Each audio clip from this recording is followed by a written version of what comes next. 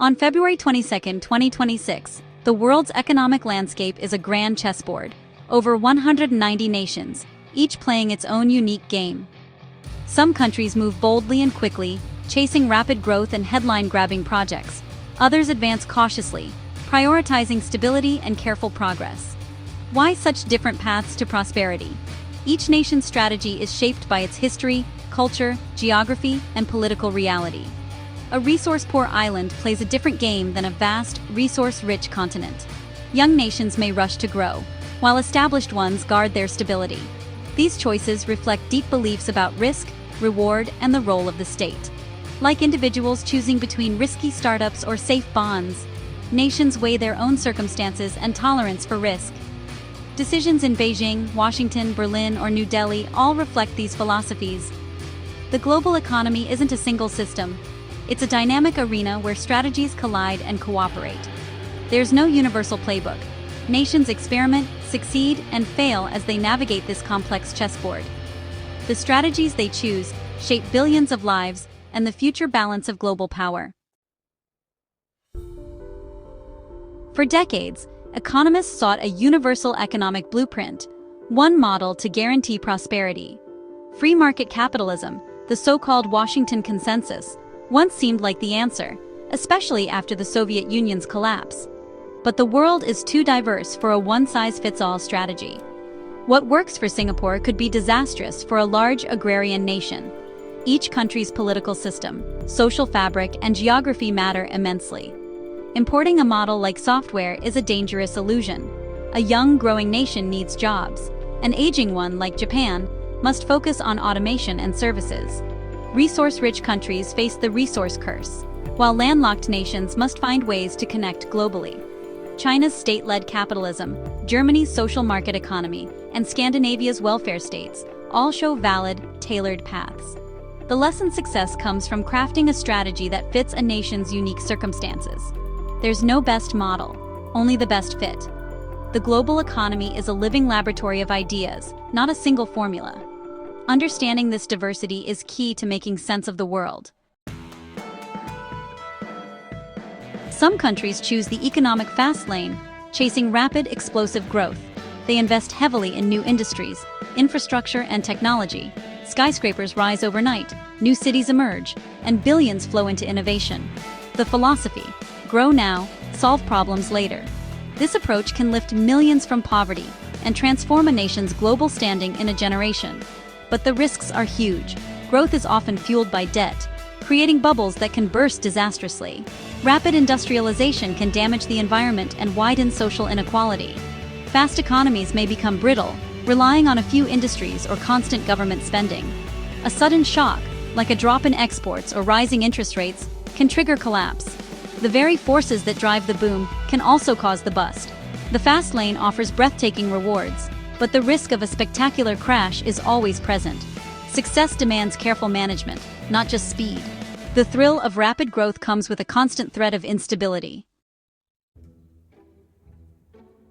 In contrast, some nations anchor themselves in stability, prioritizing predictability and sustainability over explosive growth.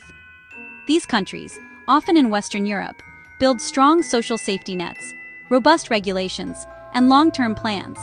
The result: high quality of life, universal healthcare, excellent education, and social cohesion. Businesses thrive in predictable environments, focusing on quality and long-term investment. These economies are resilient, less dramatic in booms, but steadier in downturns. Yet, stability has its costs. Economic stagnation, stifled innovation, and high taxes that can drive talent away. Bureaucracy and resistance to change can slow adaptation to new technologies and competition. Aging populations strain public finances, forcing tough choices on benefits and taxes. The very model that built prosperity now faces questions about long-term sustainability. The safe harbor offers comfort, but risks falling behind in a fast-moving world. Balancing stability and adaptability is an ongoing challenge. The core economic debate is speed versus stability, a constant balancing act for every government. Prioritizing speed means accepting more risk, inequality, and volatility for the promise of rapid growth. Stability means slower growth, more regulation and higher taxes, but greater security and social cohesion. Each choice shapes a nation's character.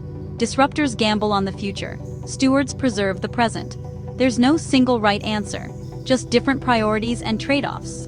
Every policy decision, from deregulation to social spending, weighs growth against stability. Nations must continually adjust their position on this spectrum. The challenge is finding the balance that fits their unique circumstances and aspirations. Ultimately, this trade-off defines a nation's economic identity. Economic crises are the ultimate test for any national strategy. When disaster strikes, the strengths and weaknesses of each model are exposed.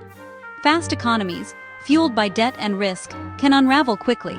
Bubbles burst, debt becomes a burden, and social unrest erupts. Safe economies with strong safety nets cushion the blow. Unemployment benefits and universal health care prevent deeper suffering. Trust in institutions enables a more effective response. Yet, safe models can be slow to recover. Rigid labor markets and high public debt can drag out the pain. Stability can become rigidity, while fast economies may rebound quickly, though from a lower point. Crises reveal not just economic choices, but the resilience of societies. No model is immune. Each faces its own reckoning when the storm hits. The true test is how nations adapt and recover. Many nations now seek a hybrid approach, combining the dynamism of fast economies with the security of safe ones. The goal, an economy that's both competitive and compassionate. This means encouraging innovation and entrepreneurship while maintaining strong social protections. Scandinavia's flexicurity model is a leading example. Flexible labor markets paired with generous welfare and job training. Crafting such a balance is difficult. It requires social trust, competent government, and a culture of compromise. Not every country can replicate this model. It's built on unique foundations. The hybrid path isn't a shortcut, but a demanding, sophisticated strategy.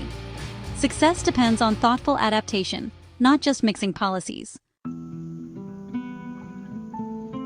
The temptation to copy successful models is strong, but imitation rarely works. Economic systems are deeply rooted in history, culture, and institutions. Germany's family-owned manufacturers and China's state-led projects can't be unplugged and transplanted elsewhere. Blindly copying policies without the underlying foundations leads to failure. Privatization and deregulation without strong institutions often end in chaos. The lesson: don't copy, adapt. Successful nations study what works elsewhere, then tailor principles to their own context. Japan, after WW2, learned from American industry, but improved and adapted it to fit its own culture. True progress comes from learning and thoughtful adaptation, not imitation. Economic success is built, not borrowed. Each nation must find its own way. The global economy in 2026 teaches us humility. There's no single path to prosperity. The search for a universal model is over.